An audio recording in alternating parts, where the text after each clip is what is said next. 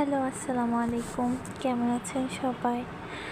আসলে আমি বাড়িতে গিয়েছিলাম, তো হঠাৎ করে আমার হাজব্যান্ড বলতেছে যে বারবিকিউ করার জন্য। তো রাত 10টার সময় যে মুরগি নিয়ে আসছে, তারপর সব কিছু হুটহাট করে করা হলো। এই যে আমি পেঁয়াজ বাটতেছি, আমি কিন্তু বাটাবাটি অত করতে পারি না, ব্লেন্ডারে সব কিছু করি। তাও হাজব্যান্ড খেতে চাইছে।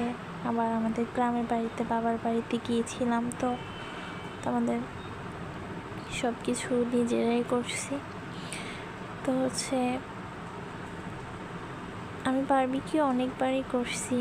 আমার কুমিল্লাতে আমার বাসায়, বাড়িতেই প্রথমবারে করা হয়েছে। আলহামদুলিল্লাহ, সব কিছু মিলিয়ে অনেক ভালো হয়েছে আমাদের বারবিকিউটা।